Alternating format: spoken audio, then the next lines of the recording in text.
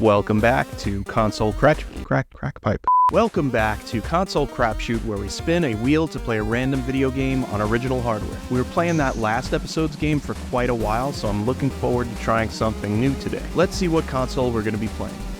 The Xbox 360. 292 games on that wheel.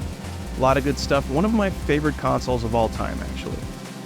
And it's going to be Saints Row 2. Damn, okay, I have mixed feelings here because this is fun. This looks great. I want to play Saints Row 2, but it's another huge open world game. We just did that, so don't be surprised if this episode takes me a little while to get through than usual, because this is a big game. Saints Row is one of those series that I'm well aware of. I know what it is, but I've never played. So before I start, what I know of it is it's basically like a Grand Theft Auto. It's an open world city chaos violence simulator, but unlike Grand Theft Auto it's wacky, it's a little over the top, but it as it went, it got more and more set in realism, and it's a series known for its polish. Like, yeah, it's a big open world, crazy things happen, glitches happen, but they really refine the hell out of those games. And my understanding of the Saints Row series, it's kind of like the no-frills, insane, unpolished version of Grand Theft Auto. You can't help but do that comparison when you're describing what Saints Row is, but I hear it's really fun. And doing a little research here, this game picks up right where the first game left off. In that game, you have a custom character, and that character at the end, there's like a boat explosion or something, and then you're in a coma. This game picks up years later. Your gang is gone because you've been in a coma, and you get to remake your character however you want, and the game just explains it away by like plastic surgery, but it's years later, and you have to rebuild the whole gang. And this is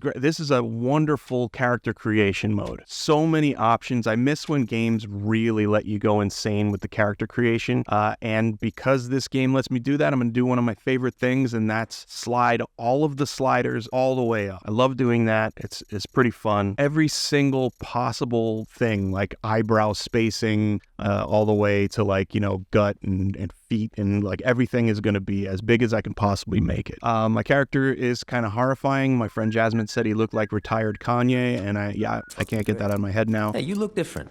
You do something with your hair? Socks and sandals, definitely completing my look here. And yeah, it feels like a Grand Theft Auto game, basically it's glitchier, I will say. So, I mean, it's pretty, it looks good. This came out like just before GTA 4. It doesn't look quite as good as that, but it looks pretty good. But this series, and this game especially, is known for its lack of polish with the AI, with all the NPC characters. Like, look at this, I just escaped from jail, and this complete chaos. I didn't start this, I'm just walking up to the street. This ambulance picks up a young lady and then guns it and hits a car. Like, if you just stand on a street corner or just walk around and watch the NPCs live their lives, you will laugh your ass off. There's so many funny things that happen. It's pure chaos. They don't know what's going on. They're just balls of unfinished code running into each other.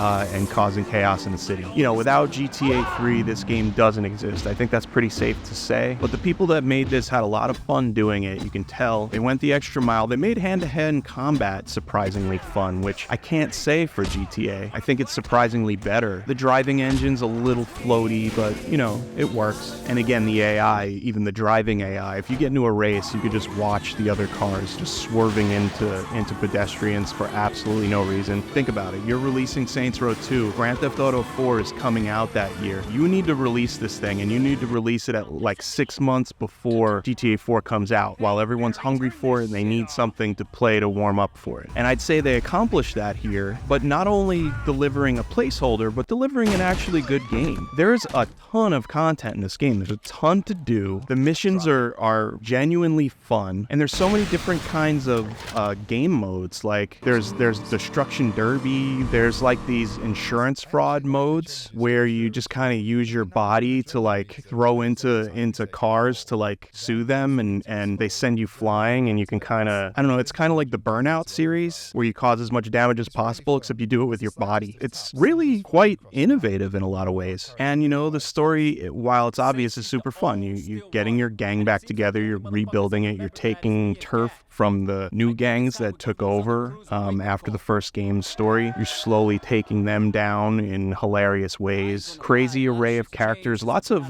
famous celebrity guest voice actors in this game I wasn't aware of. Oh, and another thing that I didn't get to do that's a big part of this game is the online modes. This game really did more with its online mode, I think, than GTA 4 did. And I tried hosting a couple of games. You know, there's obviously no one playing it anymore, but I'm really frustrated because one night I was playing this game and I had to go to bed because I had to get up really early in the morning, and right when I was turning the game off, this person messaged me and wanted to play, and I really wanted to, but couldn't do it. So Ghostly Fists on Xbox Live, I'm sorry, I couldn't play that night. I would have liked to seen what that's like. Apparently you can join someone else's game and just play in their story mode in addition to all those other big, you know, multiplayer modes that you can do. But with all that said, maybe let's just cut to the verdict on Saints Row 2 for the Xbox 360. I mean, my initial impressions of what Saints Row is as a series kind of holds up. Yeah, sure, that I guess is what it is. It's no frills, zany Grand Theft Auto, but it's a lot better than I thought it was going to be. The glitchiness kind of makes it even funnier, honestly. Like, I'm glad they didn't take the time to polish this game like Grand Theft Auto, because it would make it too much like that. The fact that characters are in and of themselves just having